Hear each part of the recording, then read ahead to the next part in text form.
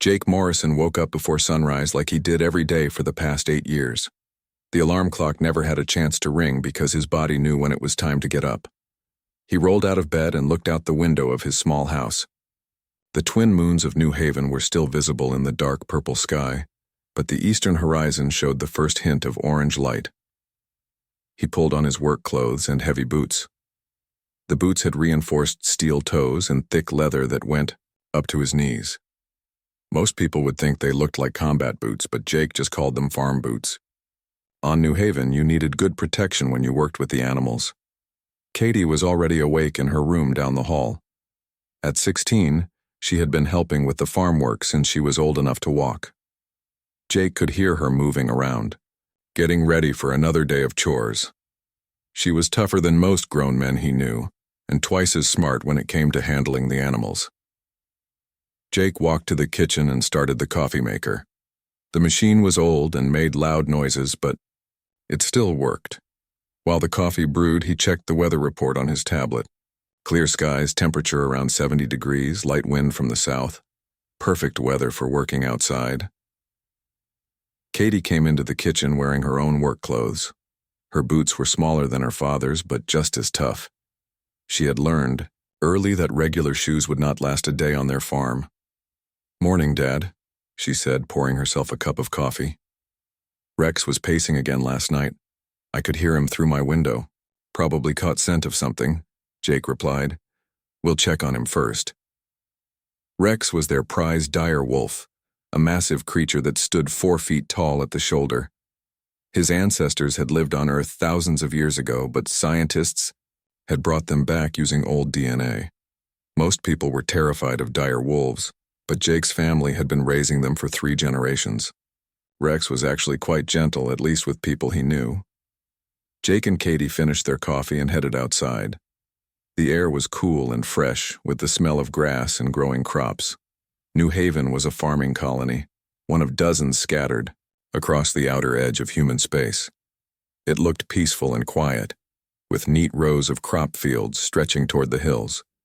But looks could be fooling on New Haven.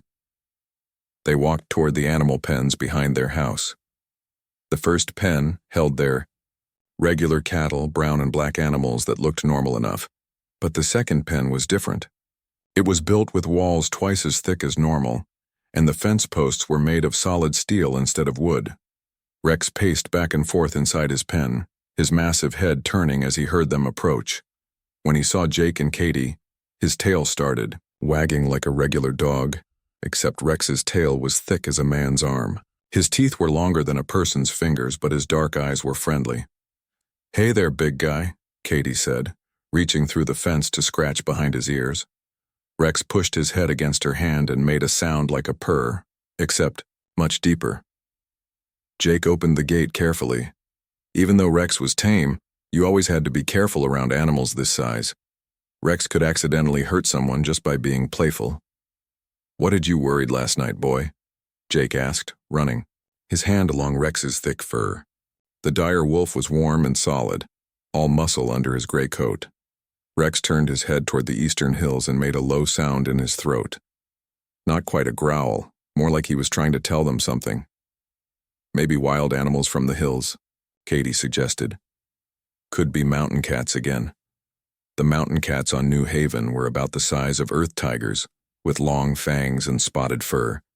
They sometimes came down from the hills looking for easy prey. Most colonists were terrified of them, but Jake's family had learned to deal with them years ago. They moved to the next pen where 3 more dire wolves lived together. These were younger than Rex, siblings from a litter born 2 years ago. They jumped up against the fence when they saw Katie, wanting attention like puppies. Except these puppies weighed 200 pounds each and had jaws that could crush steel. "Calm down, guys," Katie laughed, giving each wolf attention in turn. They settled down immediately. Katie had a way with animals that Jake had never seen in anyone else. She could walk up to the most dangerous creature and somehow make friends with it. The next pen held their saber-toothed cats. There were 4 of them, sleek and golden with the famous long teeth that curved down from their upper jaws. Like the dire wolves, they had been recreated from ancient DNA. And like the dire wolves, they were completely devoted to the Morrison family. The largest cat, a female named Luna, stood up when she saw them. She was beautiful and deadly, with muscles that rippled under her fur as she moved. Her canine teeth were 8 inches long and sharp as knives. She could kill a grown man in seconds. But when Katie opened the pen door, Luna rubbed against her, legs like a house cat asking for food. "You're such a sweetheart," Katie said, scratching Luna under the chin. The big cat closed her eyes and purred, a sound like distant thunder. Jake smiled watching his daughter with Luna. Most people thought he was crazy for letting Katie work so closely with such dangerous animals. But Jake knew something that most people did not understand. These animals were not pets exactly, but they were not wild either. They were partners. The Morrison family had been working with dangerous animals for over 100 years, since before humans left Earth. Jake's great-grandfather had worked with wolves and big cats in the old wildlife preserves. His grandfather had been one of the first people to successfully breed dire wolves when the DNA technology became available. His father had brought the family business to New Haven when the colony was first established. 3 generations of Morrisons had learned that the key to working with dangerous animals was not to try to make them safe. You had to respect what they were and work with their nature, not against it. You had to earn their trust and never forget that they could kill you if they wanted to. But once you had that trust, you had something more valuable than any weapon or machine. You had a partner who would fight beside you, protect your family, and never let you down. Jake walked over to check on the feeding stations. Each animal had its own special diet, carefully balanced to keep them healthy and strong. The dire wolves ate mainly meat, about 20 pounds each per day. The saber-toothed cats needed even more, plus special vitamins to keep their teeth and claws in perfect condition. Other colonists thought Jake was wasting money feeding such expensive animals. They asked why he did not just raise regular cattle and chickens like normal farmers. Jake always gave them the same answer. Regular animals were fine for regular planets. But New Haven was not a regular planet. The colony looked peaceful from a distance, but the hills and forests were full of dangerous creatures. There were the mountain cats, plus wild bears that stood 10 feet tall, giant snakes that could swallow a man whole, and flying reptiles with 40-foot wingspans. Regular farmers lost animals to predators all the time. Some had lost their lives, but the Morrison farm had never lost a single animal to predators. When mountain cats came prowling around their property, Rex and his pack chased them away. When giant bears came looking for easy food, Luna and her pride made it clear that this was not the place to find it. The other colonists were starting to understand. 3 families had already asked Jake to help them get their own dire wolves. The colony administrator, Lisa Park, had been talking about starting an official breeding program. Jake finished checking the feeding stations and looked out toward the crop fields. Everything was quiet and normal. New Haven was a good place to live despite the dangers. It was a place where a man could build something lasting for his family. He had no way of knowing that in 3 days, ships would appear in the sky carrying creatures that were designed to be the most terrifying predators in the galaxy. He had no way of knowing that those creatures would be sent to destroy everything he had built. But if he had known, Jake Morrison would not have been afraid. He would have done exactly what he did every morning for the past 8 years. He would have gotten up before sunrise, put on his boots, and gone out to take care of his animals.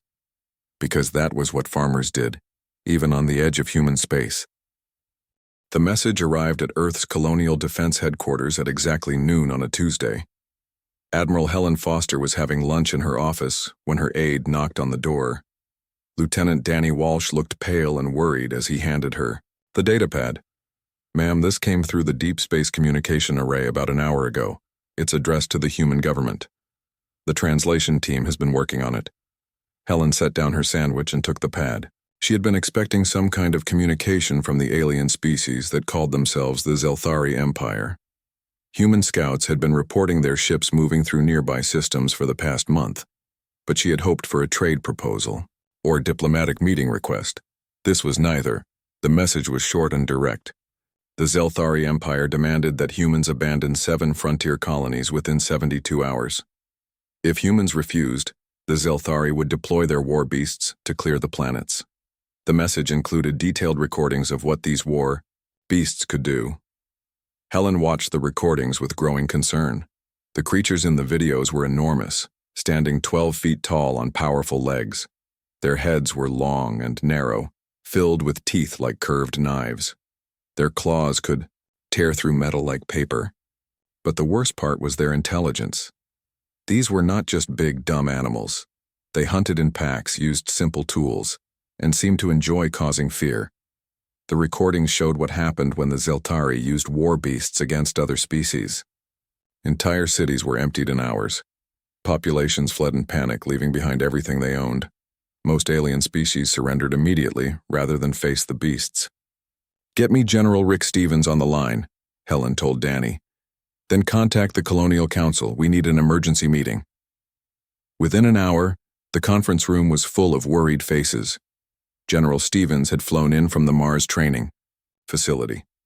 The Colonial Council members joined by video link from their offices around the solar system. Everyone had seen the Zelthari message by now. "Let me make sure I understand this correctly," said Council member Nancy Davis from her office on Luna Station. "These aliens want us to abandon our frontier colonies. If we refuse, they will send monster animals to eat our colonists." "That appears to be accurate," General Stevens replied. "Our intelligence files on the Zelthari show they have used this method successfully against 12 other species over the past 50 years. None of those species were able to resist the war beasts."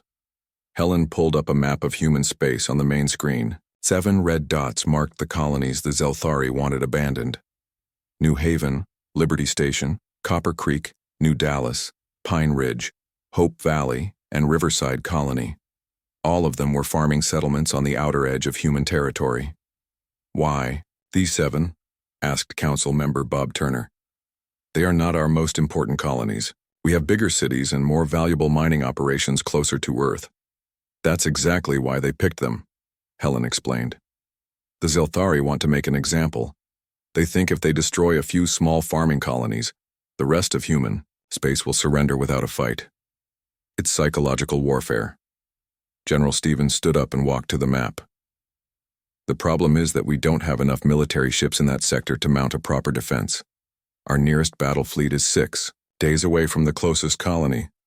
Even if we sent every available ship, we would arrive too late." "What about the colonists themselves?" asked Nancy Davis. "Can they defend themselves?" "These are farming colonies," Helen replied.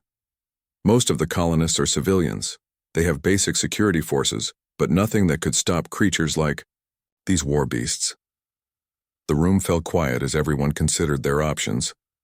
72 hours was not enough time to evacuate 7 colonies. Even if they could get transport ships there in time, there was nowhere to take 40,000 colonists on such short notice. Council member Susan Wright spoke up from her office on Titan. "What do we know about these war beasts? Are there any weaknesses we could exploit?"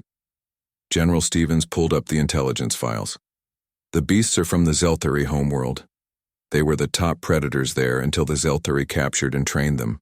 Each beast weighs about 800 pounds and can run faster than a human vehicle. Their hide is thick enough to stop small arms fire. They hunt in packs of 6 to 12 animals." "How do the Zelthari control them?" Helen asked. "Implants in their brains," Stevens replied. "The beasts are conditioned from birth to obey Zelthari commands, but once they are released on a planet, they operate independently. The Zelthari just point them at a target and let them loose. So they can't be reasoned with or called off once the attack begins," Nancy Davis observed. "Correct. The only way to stop them is to kill them, or wait for the Zelthari to retrieve them after the population surrenders." Helen looked around the room at the worried faces on the screens. The Colonial Council was made up of good people who had spent their careers building human settlements across the galaxy. The idea of abandoning colonists to save other colonies went against everything they believed in. "There has to be something we can do," Bob Turner said. "These are our people. We can't just leave them to be slaughtered by alien monsters." "I'm open to suggestions," Helen replied. "But we need realistic options. We have 68 hours left." The meeting continued for 2 more hours, but no one could come up with a solution. The mathematics were simple and brutal. The Zelthari war beasts had never been defeated. No species had ever found a way to resist them. Human military forces were too far away to help. Finally, Helen ended the meeting with orders to prepare evacuation. Ships, even though everyone knew they would not arrive in time. It was better to do something than nothing, even if that something was inadequate. After the others left, Helen sat alone in the conference room staring at the map. The 7 red dots seemed to pulse like wounds on the display. 40,000. Human beings living their lives, working their farms, raising their children, completely unaware that death was coming for them from the stars. She thought about the recordings of the war beasts. The creatures were terrifying, but there was something about them that bothered her. They moved like predators, but they also moved like slaves. Their intelligence was obvious, but it seemed constrained, limited by their conditioning. Helen pulled up the files on the 7 colonies. New Haven caught her attention first. It was one of the older settlements, established 15 years ago by farming families from Earth. The population was small, only about 3,000 people, but they had built a stable community. She read through the colony reports and found something interesting. New Haven had an unusually low rate of animal attacks compared to other frontier colonies. Most settlements lost livestock and sometimes people to the dangerous native creatures. But New Haven's reports showed almost no losses over the past 5 years. Helen dug deeper into the files and found the reason. Several families on New Haven specialized in raising what the reports called exotic earth animals. The files listed direwolves, saber-toothed cats, and other recreated species that most people considered too dangerous to keep. For a moment, Helen felt a spark of hope. If the colonists on New Haven could handle dangerous earth animals, maybe they could deal with alien war beasts too. But then she looked at the recordings again and shook her head. The Zelthari beasts were in a completely different category. They were bigger, smarter, and more vicious than anything Earth had ever produced. Still, something nagged at her about those colony reports. New Haven was different from the other settlements. The people there had experience with dangerous creatures. Maybe that experience would help them survive a little longer when the attack came. Helen composed a message to all 7 colonies, warning them about the coming threat. She included everything the military knew about the war beasts and suggested defensive measures. But as she sent the message, she knew it would not be enough. In 66 hours, the Zelthari ships would arrive. The war beasts would be released. And 40,000 human beings would face creatures designed to be the most terrifying predators in the galaxy. Helen Foster had been a soldier for 30 years. She had fought in 3 wars and commanded fleets in a dozen battles. But she had never felt as helpless as she did sitting in that conference room, watching the clock count down to disaster. The only thing she could do now was hope that the colonists would find some way to survive until help arrived. But deep in her heart, she knew that help would come too late. The Zelthari ships dropped out of hyperspace at the edge of the New Haven system, exactly 72 hours after their ultimatum expired. Commander Zeth Cole stood on the bridge of the assault vessel, watching the small human colony appear on his screens. The planet looked peaceful and defenseless, just another weak farming settlement that would fall within hours. Target confirmed, reported his tactical officer. Human colony New Haven, population approximately 3,000. No orbital defenses detected. Zeth Cole clicked his mandibles in satisfaction. The humans had chosen to ignore the ultimatum, just as his superiors had predicted. Now they would learn why the Zelthari Empire was feared across the galaxy. The war beasts would make quick work of these farmers, and recordings of their terror would convince the rest of human space to surrender. Begin deployment, he ordered. Release the first pack in Grid Section 7 away from the main settlement. Let them hunt for a few hours before moving closer. I want the colonists to hear the screams from the outer farms. Deep in the ship's cargo hold, massive cages were loaded onto dropships. Inside each cage, a war beast paced restlessly. The creatures were magnificent predators, bred and trained over generations to be the ultimate weapon of fear. Each beast stood 12 feet tall, with sleek black scales that could turn away bullets. Their heads were long and narrow, filled with teeth designed to tear flesh from bone. Their claws could slice through steel plating. but it was their intelligence that made them truly terrifying. These were not mindless monsters. They could plan, coordinate, and adapt. They understood fear and used it as a weapon. They had been conditioned since birth to associate the scent of terror with the pleasure of the hunt. The first dropship descended through New Haven's atmosphere and landed in the hills outside the main colony. The cargo doors opened with a hiss, and 6 war beasts emerged into the morning sunlight. They stood still for a moment, testing the air with their sensitive nostrils. New scents filled their awareness. Prey scents. Human scents. The pack leader, a massive female with scars across her snout, raised her head and made a sound like grinding metal. The others responded with similar calls. They had found their hunting ground. Jake Morrison was checking fence posts in the eastern pasture when he heard the strange sounds coming from the hills. He stopped working and listened carefully. The sounds were not like anything he had heard before, not from the mountain cats or giant bears that lived in the forests. He pulled out his radio and called back to the house. "Katie, you hear those sounds?" "Yeah, Dad." Rex heard them too. "He's been pacing and whining for the past 10 minutes. Jake looked toward the hills where the sounds were coming from. Whatever was making them was big and probably dangerous. On New Haven, that usually meant predators looking for easy prey. But these sounds were different, more organized, more intelligent. "I'm coming back to the house," Jake said. "We better check on all the animals." He climbed into his farm truck and drove back toward the buildings. As he got closer to home, he could see Rex pacing in his pen. The big dire wolf's fur was standing up along his back and his ears were pressed flat against his head. Rex only acted like that when he sensed serious danger. Katie was already at the animal pens when Jake arrived. She was trying to calm Luna and the other saber-toothed cats, but they were agitated too. All the animals seemed to sense that something was wrong. "They smell something," Katie said. "Something that makes them nervous." Jake had learned to trust his animals' instincts over the years. If Rex and Luna were worried, there was definitely a threat somewhere nearby. He went to the house and got his rifle, a powerful weapon designed to stop the largest predators on New Haven. "Dad, look," Katie said, pointing toward the eastern hills. Jake followed her gaze and saw something moving through the tall grass about half a mile away. At first it looked like one of the local mountain cats, but as it got closer, Jake realized it was much larger. And it was not alone. 6 creatures were moving in a coordinated line, spread out like they were hunting something. They moved with the fluid grace of predators, but they were bigger than any predator Jake had ever seen. Their black scales gleamed in the sunlight as they approached his property. "Get inside the house and call Lisa Park," Jake told Katie. "Tell her we have some kind of unknown predators moving toward the colony." But Katie did not move toward the house. Instead, she opened Rex's pen.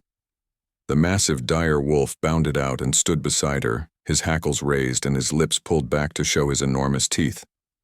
"Katie, what are you doing?" Jake asked. "They're hunting us, Dad.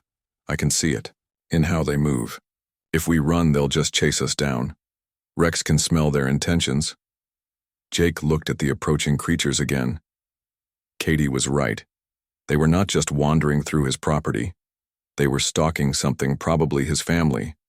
Their movements were too coordinated, too purposeful to be anything else. The lead creature, larger than the others, stopped about 200 yards away. It raised its head and made that grinding metal sound again. The others responded with similar calls. Then they began moving again, but now they were spreading out to surround the farm buildings. "Smart," Jake muttered. "Too smart." He had dealt with intelligent predators before, but never anything this organized. The creatures were using pack tactics more sophisticated than anything he had seen from Earth animals. They were trying to cut off escape routes while staying out of rifle range. Jake whistled twice, sharp and loud. It was the signal he used to call all his animals when there was danger. Rex's 3 packmates came running from their pen, followed by Luna and her 3 companions. Within seconds, Jake had 8 of the most dangerous predators from Earth's history standing around him and Katie. The war beasts stopped their advance when they saw the dire wolves and saber-toothed cats. For the first time in their lives, they encountered something that did not immediately run away. The pack leader made another grinding sound, but this one was different. It sounded almost like a question. On the Zelthari ship, Commander Zeth Cole watched the scene through the war beast collar cameras with growing confusion. The humans should have been running and screaming by now. Instead, they were standing their ground with some kind of large animals. What are those creatures with? The humans, he demanded. His tactical officer studied the images. Unknown species, Commander. They appear to be some kind of large carnivores, but our intelligence files show no dangerous predators on this planet. Run a genetic scan, Zeth Cole ordered. Find out what we are dealing with. Back on the ground, the war beast pack leader took a step closer to Jake's group. She was confused by what she was seeing. Her conditioning told her that all creatures should fear her kind, but these strange furry beasts were not showing any fear. Instead, they were showing the same signals that she used when defending territory. Rex took 3 steps forward, placing himself between the war beast and his human family. He was smaller than the alien creature, but his confidence was absolute. He had been bred from wolves that had never backed down from anything, and that courage lived in his genes. The war beast tilted her head, studying this strange opponent. Rex was clearly a predator like herself, but he was protecting prey instead of hunting it. This was outside her experience. Her conditioning had never prepared her for a situation where other predators would defend the creatures she was supposed to kill. Luna moved up beside Rex, her long fangs gleaming in the sunlight. She was followed by the other saber-toothed cats, their golden fur rippling over powerful muscles. The dire wolves spread out in a defensive line, their dark eyes fixed on the war beasts. For the first time in their existence, the Zelthari War, beasts found themselves facing creatures that looked back at them with the same predatory intelligence. These were not prey animals cowering in fear. These were fellow apex predators defending their territory and their pack. The war beast pack leader made a soft sound, almost like uncertainty. She had been bred and trained to inspire terror, but the creatures facing her showed no terror at all. Instead, they showed something she recognized but had never experienced directed at her. They showed challenge. Jake kept his rifle ready but did not raise it yet. He was watching the body language of both groups of predators. The alien creatures were clearly confused by what they were seeing. They had expected easy prey and found worthy opponents instead. Stay calm, he told Katie quietly. Let Rex and Luna handle the introductions. Katie nodded, one hand resting on Rex's massive shoulder. She could feel the tension in the big wolf's muscles, but also his confidence. Rex had never met a challenge he could not handle, and he was not about to. Start backing down now. The standoff continued for several long minutes. Neither side advanced or retreated. The war beasts had never encountered resistance like this. The Earth predators had never seen creatures quite like the war beasts, but both sides recognized something in the other. They were all apex predators. They all understood strength, territory, and respect. The question was what would happen next. The standoff lasted for 20 minutes. Neither side moved forward or backward. The war beasts studied the Earth predators with growing confusion, while Rex and Luna watched the aliens with calm confidence. Jake kept his rifle ready, but stayed behind his animals, letting them handle the situation in their own way. Then something unexpected happened. The smallest war beast, a young male with fewer scars than the others, made a sound that was not aggressive. It was almost like a whine, the kind of noise a confused animal makes when it does not understand what is happening. Luna's ears twitched at the sound. She had heard similar noises from young animals before, usually when they were lost or frightened. Slowly, carefully, she took one step forward, not attacking, not threatening, just moving closer to get a better look. The young war beast stepped back, but not in fear. He seemed curious about this golden-furred creature that was not running away from him. His head tilted to one side as he studied Luna's movements. Easy, girl, Katie whispered. Let him decide what he wants to do. Luna stopped moving and sat down, her long tail curled around her feet. It was a non-threatening posture that she used when approaching nervous animals. The young war beast watched her for several seconds. then slowly sat down as well. On the Silthari ship, Commander Zeth Cole stared at his screens in disbelief. What is happening down there? Why are the war beasts not attacking? His tactical officer looked just as confused. The beasts seem to be communicating with the local creatures, Commander. This behavior is not in their conditioning protocols. Zeth Cole's mandibles clicked rapidly, a sign of extreme agitation. The war beasts were his empire's ultimate weapon. They had never failed to terrorize an enemy population, but now they were sitting peacefully next to creatures that should have been their prey. Send the recall signal, he ordered. Bring them back to the ship. But Commander, the mission parameters state that the beast should hunt for at least 6 hours before returning. Send the signal now, Zeth Cole snapped. Back on the ground, the war beasts suddenly straightened up as electronic signals reached the implants in their brains. The pack leader shook her head and made the grinding metal sound again, but this time it sounded frustrated. She looked at Rex and the other Earth predators, then at the humans behind them. The young male war beast made another whining sound. He did not want to leave. Something about this place felt different from every other hunting ground he had known. The creatures here were not afraid of him, but they were not hostile either. They treated him like an equal, something that had never happened before. Rex seemed to understand what was happening. He stood up and walked slowly toward the young war beast, stopping just out of reach. The two predators looked at each other for a long moment. Then Rex did something that surprised everyone.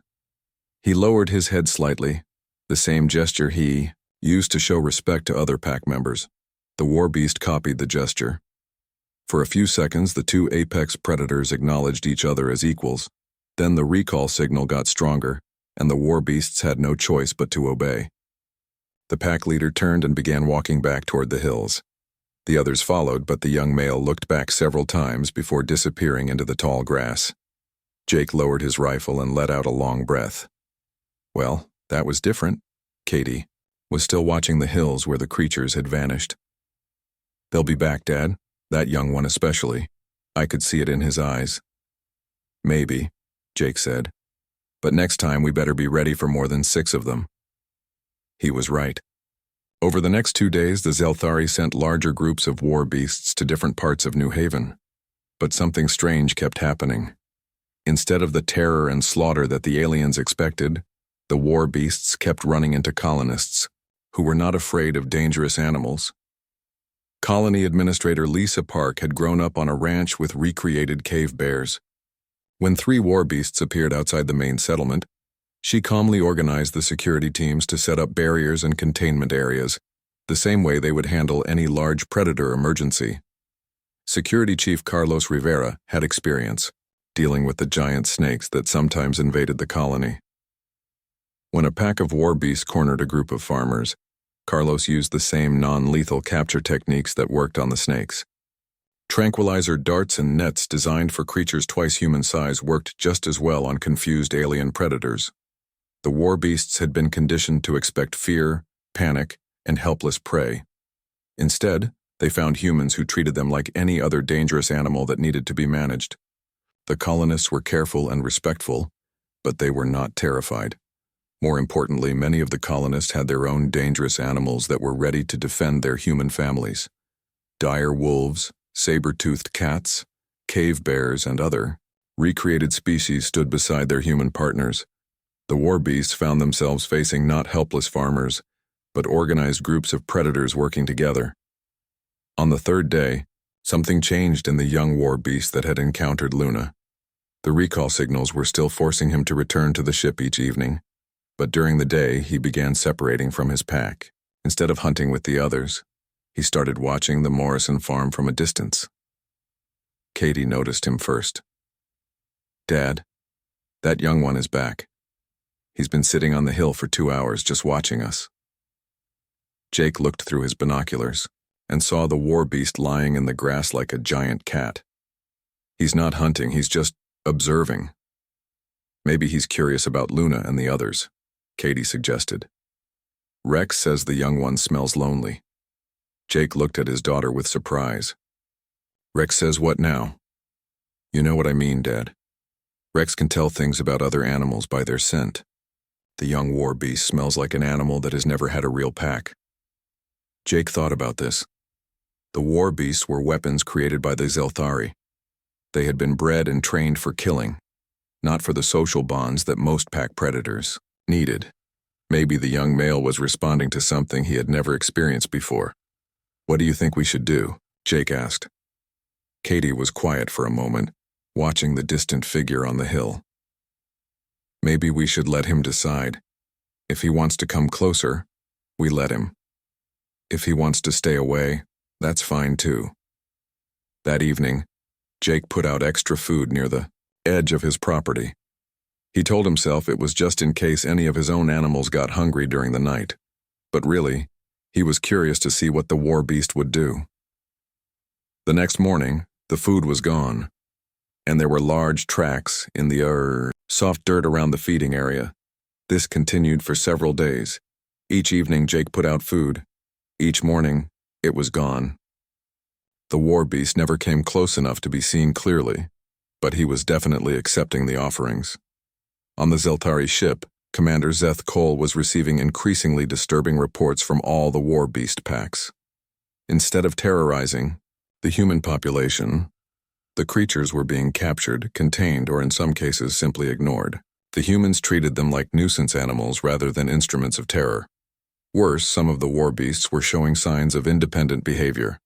Several had stopped responding properly to recall signals. Others were spending time near human settlements instead of hunting. "This is impossible," Zeth Cole told his tactical officer. "War beasts do not form attachments to prey species. They are conditioned to kill, not to bond." "Perhaps the conditioning is breaking down in this environment," the officer suggested. "These humans behave differently from other prey species. They show no fear." Zeth Cole clicked his mandibles angrily. "Fear is what makes the war beasts effective. If the prey does not fear them, then—" He did not finish the sentence, but both officers understood. If the war beasts could not inspire terror, then they were not weapons anymore. They were just large, intelligent predators in an environment full of other large, intelligent predators. And predators, when they found the right environment, sometimes chose to stay. On New Haven, the young war beast was making a choice that his creators had never imagined possible. For the first time in his life, he was experiencing something that the Zelthari had tried to breed out of his species. He was learning what it felt like to belong somewhere. 3 months later, Jake Morrison was fixing a fence post when he heard familiar footsteps behind him. He turned around to see Shadow, the young war beast who had decided to stay on New Haven. The alien predator was carrying a broken fence board in his mouth, trying to help with the repairs. "Thanks, buddy," Jake said, taking the board. "But you grabbed the wrong size again." Shadow made a soft rumbling sound that Jake had learned meant disappointment. The war beast was still learning how to help with farm work. His claws were too sharp for delicate tasks, and his size made it hard to work around the smaller animals. But he tried hard to be useful. Katie came walking across the pasture with Luna at her side. Behind them followed 3 young war beasts, barely half-grown. They had been born on New Haven after their mother chose to stay with the colony rather than return to the Zeltari ship. The youngsters had never known the conditioning and training that made their parents into weapons.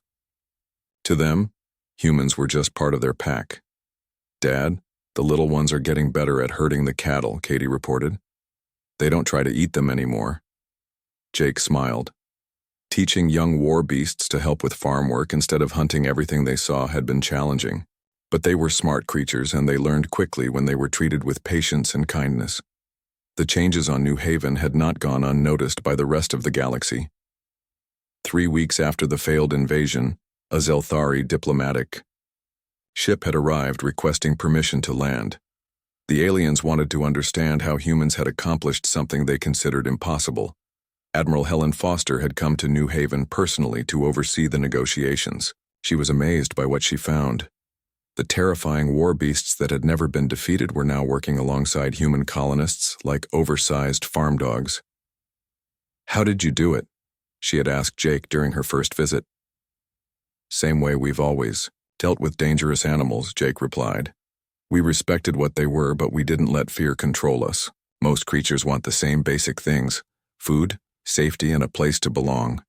The Zelthari delegation had been led by Commander Zeth Cole himself. The alien officer had stood in Jake's farmyard watching war beasts play with human children, his mandibles clicking nervously. Everything he thought he knew about his species' ultimate weapons had been proven wrong. These creatures were bred for warfare, Zeth Cole had said. They should not be capable of this behavior. Maybe they were never really warriors, Katie had suggested. Maybe they were just animals that nobody ever gave a chance to be anything else. That conversation had led to something unprecedented in galactic history. The Zelthari Empire, faced with the complete failure of their most feared weapons, had requested help from the species they had tried to conquer. They wanted to learn human methods of animal handling. The negotiations had taken weeks, but eventually an agreement was reached. The Zelthari would withdraw their territorial claims on human space. In exchange, human animal specialists would help them establish better relationships with the creatures on their own worlds. It turned out that the Zelthari homeworld was full of dangerous predators that the aliens controlled through fear and force. But those methods required constant vigilance and often led to deadly accidents. The Zelthari were interested in learning gentler techniques that might work better. The first group of Zelthari students had arrived on New Haven 2 weeks ago. They were scientists and handlers who worked with animals on their homeworld. Watching them try to pet a saber-toothed cat for the first time had been both amusing and educational. Zeth Cole had stayed to observe the training program. The commander was a practical officer who cared more about results than pride. If humans could teach his people better ways to work with dangerous creatures, he was willing to learn. "Your methods are very different from ours," he had told Jake. "We use control through dominance. You use cooperation through respect." "Dominance only works until you meet something stronger than you," Jake had replied. "But respect can work with any creature that's smart enough to understand it." The war beasts that had chosen to stay on New Haven were thriving. 7 adults and 12 youngsters now lived on various farms around the colony. They helped with heavy work, served as guards against wild predators, and seemed genuinely happy to be part of human families. Shadow was the most successful of the former war beasts. He had bonded strongly with the Morrison family and learned to control his predatory instincts. He still looked like a creature from nightmares, but his behavior was more like a giant, intelligent dog. The only problem was finding enough food for him. War beasts ate enormous amounts of meat, and Shadow's appetite was legendary even among his own kind. Jake had started raising extra cattle just to keep Shadow fed. "We're going to need a bigger farm," Katie said, watching Shadow play with the young war beasts. "These little ones are going to be huge when they grow up." "Maybe we can get some help from the Zelthari," Jake suggested. "They owe us a few favors after we solved their war beast problem." The relationship between humans and Zelthari was still new and fragile, but it was growing stronger. The aliens had discovered that humans were not the weak, fearful species they had expected. Instead, they found a people who could form partnerships with creatures that most civilizations considered impossible to control. Other alien species were watching the situation with great interest. The galactic community had lived in fear of Zelthari were beasts for decades. Now those same creatures were helping human children with their homework and learning to herd cattle. The implications were staggering. If humans could tame the most feared predators in the galaxy, what else might they be capable of? Admiral Foster had received dozens of requests from other species wanting to establish diplomatic relations with humanity. Several alien governments had problems with dangerous creatures on their worlds and hoped that human animal specialists might be able to help. "You realize what you've started here," Helen had told Jake during her last visit. "This could change everything about how the galaxy views humanity." "We just did what came naturally," Jake replied. "Most problems with animals come from fear and misunderstanding.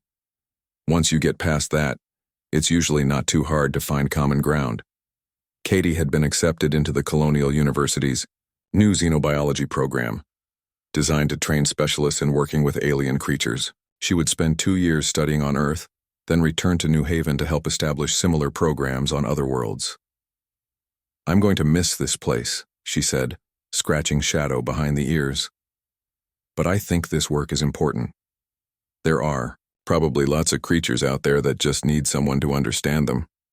Shadow rumbled softly and nuzzled against her hand. He had learned enough human gestures to understand that Katie was talking about leaving. The big predator would miss her too. Jake looked around his farm, taking in the peaceful scene. Rex and Luna were teaching the young war beasts how to patrol the perimeter. Shadow was helping repair fences. The cattle grazed quietly, no longer afraid of the massive predators that lived among them. 3 months ago, the Zelthari had sent their war beasts to destroy this colony. They had expected terror, slaughter, and quick surrender. Instead, they had discovered something that challenged everything they thought they knew about the nature of predators and prey. They had learned that humans did not see dangerous creatures as enemies to be feared or weapons to be controlled. They saw them as individuals with their own needs and desires, capable of forming bonds and choosing their own paths. It was a simple concept, but it had changed the balance of power in the galaxy. The species that everyone feared for their war, beasts now came to humans asking for advice on animal handling. The hunters had become the teachers. Jake smiled as he watched Shadow carefully carry another fence board over to the repair site. The war beast was still learning, but he was trying hard to be helpful. That willingness to try, to adapt, to become something better than what you were bred to be, was something that humans understood very well. After all, they had been doing the same thing for thousands of years.